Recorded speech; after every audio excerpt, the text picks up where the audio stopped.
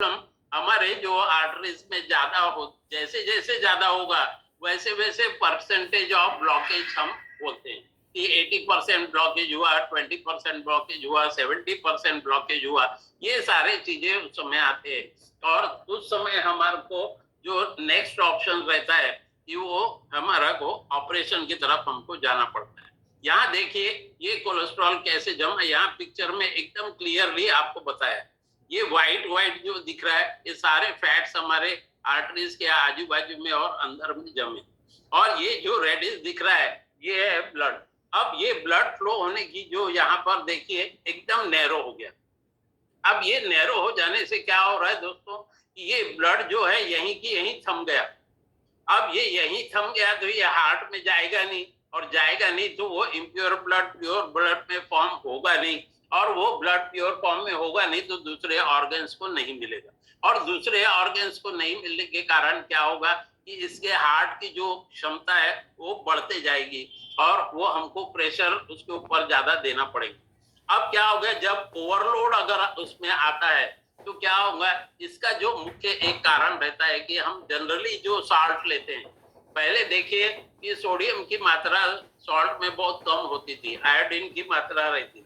उसी प्रकार से यहाँ पर अगर सोडियम अगर ज्यादा होता है सॉल्ट में तो उसमें क्या फर्क पड़ता है कि ये जो फैट के सब्सटेंस को वहां पर जमने में वहां पर इजी होता है कि जो हमारे आर्टरीज है वो सारे चीजों में ये फैट जो है जम जाता है। तो इस प्रकार से क्या हो रहा है दोस्तों, जब वो हार्ट के पास में अगर वो वेन्स और आर्टरीज में अगर जम जाएगा तो डेफिनेटली क्या होगा कि फ्लो ऑफ ब्लड जो है वो उसका स्पीड जो है कम हो जाएगी। तो यहाँ पर देखिए कि किस हिसाब से यहाँ पर किडनी का भी जो रोल बताया गया है, मैंने किडनी के टॉपिक में भी बताया था कि किस हिसाब से किडनी भी वर्क करती है। तो जो हेल्दी किडनी है वो देखिए यहाँ पर किस हिसाब से, और जो डैमेज किडनी है उसमें देखिए कितने सारे पोर्स और कितने सारे यहाँ पर जो फैट सब्सटेंस है वो जमा हो गए। तो ये सारों का जो कारण है वो मुख्य कारण हमारा जो है कोलेस्ट्रॉल बढ़ना। अब हमारे जो स्टोमक जो रहता है उसमें भी ये रिलेटेड, मैंने पहले ही बताया कि अगर यहाँ हार्ट के इसमें पंपिंग रेट में अगर फर्क पड़ता है, अगर आपका प्यूरिफाई ब्लड यानी इम्प्योर ब्लड प्यूरिफाई होकर के नहीं पहुंचता तो सारे ऑर्गन्स धीरे धीरे डैमेज होना शुरू होते हैं। यहाँ पर देखिए कि जो हमारा स्टोमक का जो भाग है वो नॉर्मल यहाँ पर देखिए किस हिसाब से दिया है कि उसका 1 लीटर की जो है कैपेसिटी है, अगर वो कैपेसिटी उसकी 1 लीटर है लेकिन हमारा जो इनटेक फूड है वो एक्सेसिव होगा, यानी 1 लीटर समझ लीजिए आपको 2 चपाती और 1 कटोरी चावल खाना है, मान लीजिए ये आपकी कैपेसिटी है वो आपके बॉडी कंपोजिशन के रेट से, लेकिन आप 8 चपाती और समझ लिए 3 से 4 कटोरी जो है राइस ले रहे हैं तो डेफिनेटली क्या होगा वो स्टोमक में स्टोर होगा क्योंकि आपकी उतनी बर्निंग कैपेसिटी नहीं होने के कारण, और उसका क्या रिजल्ट होगा, आपका टमी जो है वो फूलना जो है वो, क्योंकि टमी जो है इलास्टिसिटी है उसमें तो वो फूलते जाएंगे। अब यहाँ पर उसी प्रकार से नॉर्मल जो हार्ट है वो नॉर्मल हार्ट में देखिए यहाँ पर एकदम कोई भी ब्लॉकेजेस नहीं है, कोई भी फैटी सब्सटेंसेस नहीं है, और उसकी जो शेप है वो शेप भी बिल्कुल प्रॉपर है। तो ये हो गया नॉर्मल रेंज का। उसी प्रकार से जब हार्ट का इनलार्जमेंट होता है यानी कि जब उसमें जो कोलेस्ट्रॉल की मात्रा बढ़ रही है, ब्लड फ्लो की मात्रा कम हो रही है और फैट्स जो उसके आजू बाजू में जो बढ़ते जा रहे हैं तो उसका शेप भी बदल जाएगा, यानी जो हार्ट का शेप होना है उस शेप से वो दूसरे प्रकार की, यानी यहाँ पर देखिए बड़े शेप में वो चेंज हो जाएगा। तो क्या होगा इसमें, जैसे ये इनलार्ज होगा तो उसकी कैपेसिटी से ज्यादा होने के कारण प्रेशर भी हमारे हार्ट में ज्यादा पड़ेगा। अब यहाँ पर हम देखना चाहेंगे कि अभी आप तक आपने देख लिया कि हार्ट कैसा है, कैसे फंक्शन करता है, उसकी क्या, अब यहाँ पर हम जानेंगे कि क्या सिम्टम्स होते हैं हार्ट के प्रॉब्लम के लिए। ये हम ये सिम्टम से कुछ हद तक जान सकते हैं कि हमको हार्ट प्रॉब्लम आ रहा है। पहला सबसे पहला उसमें प्रॉब्लम आएगा चेस्ट पेन होना, छाती में दर्द आना, थोड़ा सा स्लाइटली शुरू होगा। उसी प्रकार से हमारे को ऐसा लगेगा छाती एकदम जो है, चेस्ट हमारा एकदम टाइट हो रहा है। उसी प्रकार से तीसरा सिम्टम्स होगा कि हमको ब्रीथिंग जो है, श्वास लेने में तकलीफ होना शुरू हो जाएगी।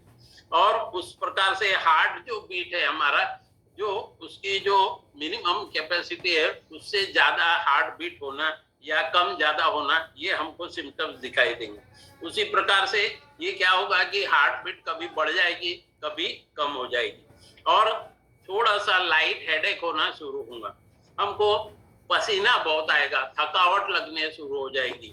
उसी प्रकार से कभी कभी हमको वोमिटिंग जो है वो सेंसेशन भी आएगा। और हम ये देखेंगे कि हमारा जो जो जॉज है, यहाँ दांतों के जॉज है, नेक है और बैक है और हैंड पेन, ये आना शुरू हो जाएंगे। उसी प्रकार से हमारे जो लेग्स है उसमें स्वेलिंग आना शुरू हो जाएगी, क्योंकि वहां पर क्या हो रहा है दोस्तों, यहाँ पर भी एक और टॉपिक से रिलेटेड है, दैट इज फ्लूइड रिटेंशन। तो उस समय में भी ये जो है लेग में स्वेलिंग आना शुरू हो जाती है। और लीवर अगर आपका प्रॉपर काम नहीं कर रहा है, किडनी फंक्शन अगर प्रॉपर काम नहीं कर रही, तो भी ये प्रॉब्लम्स आना शुरू होंगे। अगर आपको ये कोई भी सिम्टम्स इसमें से दिखाई देते हैं तो तुरंत आपको मेडिकल सलाह लेना चाहिए। अब इसके कॉजेस क्या होते हैं? कार्डियोवास्कुलर डिसीज या कार्डियो अटैक जो है डिसीज, तो ये क्या होता है कि हम जब इनएक्टिव रहते हैं हमारे लाइफस्टाइल, तब ये प्रॉब्लम्स डिसीजेस शुरू होना शुरू होते हैं। इसका सबसे महत्वपूर्ण जो रोल है वो रोल है ओबेसिटी का, यानी हमारे शरीर का मोटापा। और दोनों में ये प्रॉब्लम आ रहे हैं, चाहे वो महिलाओं में हो चाहे पुरुषों में।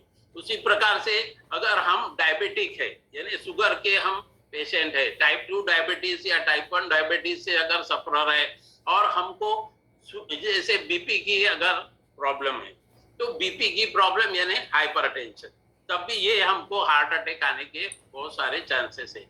अगर आपका जो लोअर डेंसिटी लिपोप्रोपाइड यानी एलडीएल और एचडीएल हाई अगर रहा, एलडीएल और लो अगर एचडीएल रहा, तो ये प्रॉब्लम आएगी। ओबेसिटी और स्ट्रेस, स्ट्रेस तो दोस्तों हर किसी को है, लेकिन स्ट्रेस को मैनेज करने में जो हम तकनीकी यूज कर सकते हैं, तो हमको स्ट्रेस लेवल जो है वो हमेशा कम रखना चाहिए या उसको मैनेज करना चाहिए। और एक जो रीजन आता है, सबसे जो इम्पोर्टेंट रीजन आजकल के समय में देखते हैं कि जो मैक्सिमम अल्कोहल ड्रिंक करते हैं या जो मैक्सिमम जो है स्मोकिंग करते हैं। कुछ लोग चैन स्मोकर रहते हैं, एक सिगरेट हुआ कि नहीं दूसरा, दूसरा हुआ कि नहीं तीसरा, तो ये लोग है 90% इनमें हार्ट अटैक आने के प्रॉब्लम्स दिखाई देते हैं।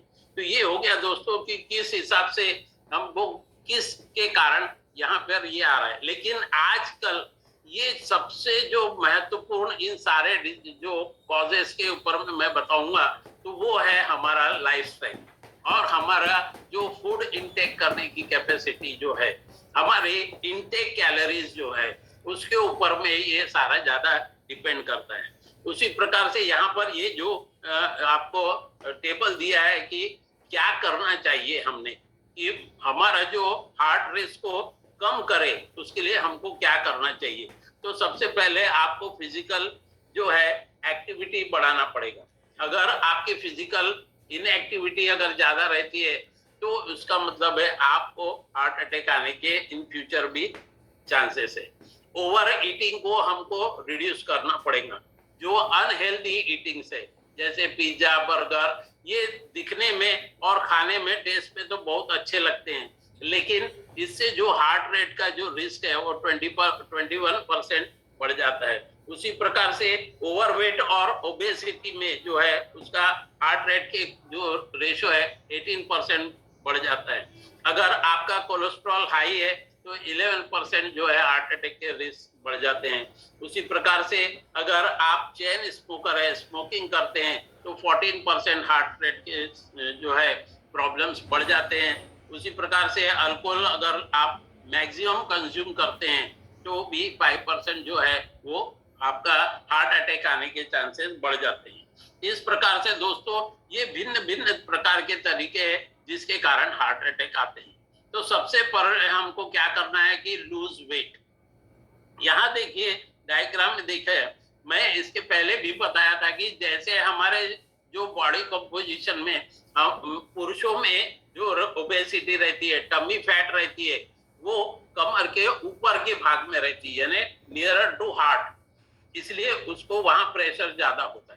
और वैसी लेडीज में क्या होता है, कमर के नीचे होता है, इसीलिए क्या होता है दोस्तों कि उनके हार्ट के जो pumping rate from against the gravitational force, अगर उसको ब्लड को प्यूरिफाई करना है या ब्लड को खींचना है, क्योंकि देखिए हार्ट अपना लेफ्ट साइड में ऊपर में है और जो लेग्स है वो हमारे नीचे, तो ग्रेविटेशनल फोर्स हमेशा क्या एक्ट करती है कि वो ग्रेविटी जो है नीचे धरती के ओर खींचने की हर चीज को वो उपयोगिता करती है। लेकिन यहाँ पर हमको जो हार्ट जो वर्क करता है वो क्या कर रहा है, अगेंस्ट द ग्रेविटी, यानी वो ब्लड को ऊपर खींचने की कोशिश कर रहा है, यानी अगेंस्ट द ग्रेविटी वो वर्क कर रहा है। तो इसलिए उसमें क्या होगा दोस्तों, उसको ज्यादा वर्क करना पड़ेगा। तो इसलिए सबसे सर्वप्रथम हमको लूज वेट करना पड़ता है दोस्तों। उसी प्रकार से हमारे जो मेटाबॉलिज्म है उसको हमको स्पीड अप करना है, तो मेटाबॉलिज्म इक्वल टू क्या है, कैलोरीज बर्न। जितना हम कैलोरीज ले रहे हैं तो वो मेटाबॉलिज्म हमको कैलोरीज बर्न करना पड़ेगा, वैसी मसल्स इक्वल टू जो कैलोरीज बर्न है। तो सबसे महत्वपूर्ण बात यह है दोस्तों कि मेटाबॉलिज्म बढ़ा या हार्ट को आपको स्वस्थ रखना है, तो हमको ये ध्यान में रखना पड़ेगा कि हमको 20% जो एक्सरसाइज है वो तो करना ही है, और 80% जो है जो हमको पौष्टिक आहार लेना है, इसके तरफ हमको ध्यान देना ज्यादा आवश्यक है।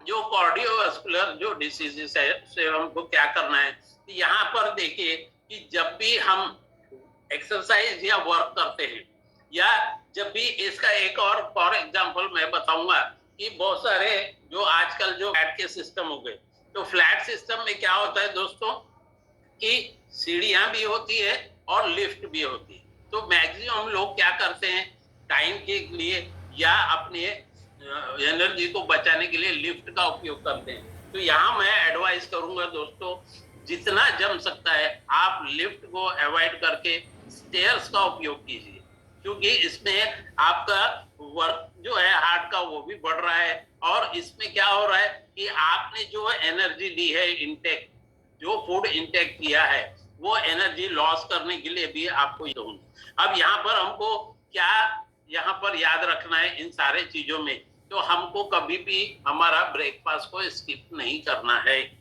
ब्रेकफास्ट हमेशा हमको प्रतिदिन लेना है, दैट टू बी पौष्टिक लेना है, ऐसा नहीं कि हम कुछ भी कार्ब, ऐसा नहीं। उसी प्रकार से हमको क्या मिनिमाइज करना है कि जो यानी कि फैटी सब्सटेंसेस है उनको हमको मिनिमाइज करना है।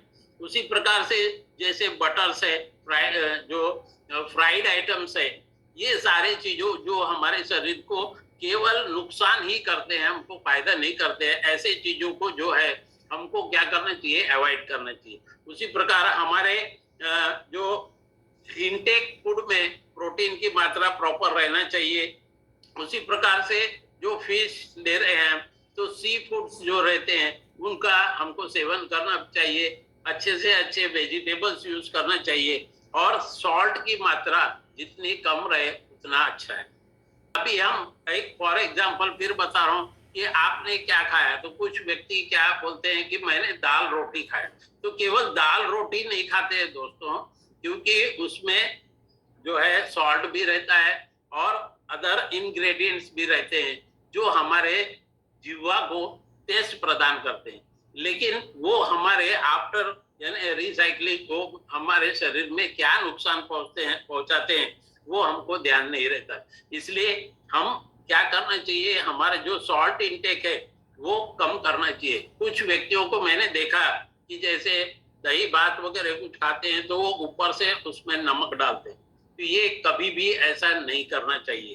तो एक्सेसिव ऑफ सॉल्ट जो है उसको आप अवॉइड कीजिए। जैसे स्वीट ड्रिंक्स है, अपने जो कोल्ड ड्रिंक्स वगैरह रहते हैं जिसमें कार्बोनेटेड जो रहती है, उन चीजों को अवॉइड करना चाहिए। और हमको मैक्सिमम वाटर इंटेक करना चाहिए। जैसे हमने हर बार बताया कि पर 20 केजी पर 1 लीटर ऑफ वाटर हमको लेना चाहिए। और कभी भी आपका ब्रेकफास्ट और मील कभी भी स्किप नहीं करना चाहिए। अगर ये सावधानी लिए अटैक से निजात पा सकते हैं। तो दोस्तों बारे में आप सारे लोगों को जानकारी है। तो ये हमारा फूड रिप्लेसमेंट है, ब्रेकफास्ट रिप्लेसमेंट है, और हमारे शरीर को जितने 114 जो न्यूट्रिएंट्स चाहिए वो सारी चीजें यहाँ पर मिल जाती है। और हम कभी भी जो भी प्रोडक्ट लेते हैं दोस्तों, तो उसका लेबल चेक जरूर करना चाहिए कि उसमें क्या क्या दिया है। तो फार्मूला 1 के साथ में पर्सनलाइज प्रोटीन जो है वो भी लेना चाहिए, क्योंकि वो लेते ही हैं हम, और वो प्रोटीन की जो मात्रा हमारे शरीर को जितनी चाहिए वो हमको मिल जाती है। वैसे ही हर्बल लाइफलाइन ओमेगा 3 जो है फैटी एसिड जो हमको चाहिए, वो भी यहाँ पर हमको ओमेगा 3 में जो हमारे को EPA और DHA जो यहाँ पर मिल जाता है, उससे हम कार्डियोवास्कुलर जो डिसीज तक निजात पा सकते हैं। उसी प्रकार से हर्बल लाइफलाइन जो ओमेगा 3 बताया, और फॉर बहुत ही बेस्ट जो है बीटा हार्ट जो है दोस्तों, ये कोलेस्ट्रॉल की मात्रा हमारे शरीर से कम करता है। इसमें यहाँ पे बीटा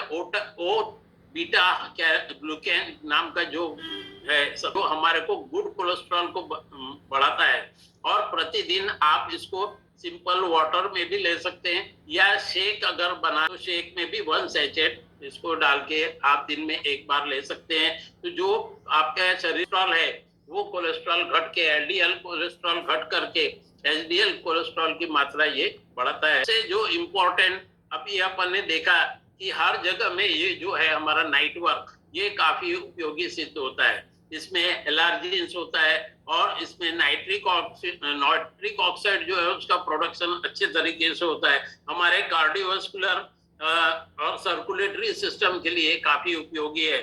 तो मैं एडवाइस करूंगा कि जो है नाइट वर्क प्रति व्यक्ति ने लेना चाहिए। और जिनको खास करके ब्लड प्रेशर की जो शिकायत है, BP की शिकायत है, जिनको हाई BP है, उन्होंने दिन में 2 बार इसको नहीं यहाँ पर क्या क्या चीजें हमको याद रखना है दोस्तों, और क्या रेड मीट यानी नॉन वेज का जो है पार्ट वो उसको हमको अवॉइड करना है। फ्राइड फ्रूट्स जो है, और जो ऑयल जो ओमेगा 6 वाले जो ऑयल्स रहते हैं उनको अवॉइड करना है।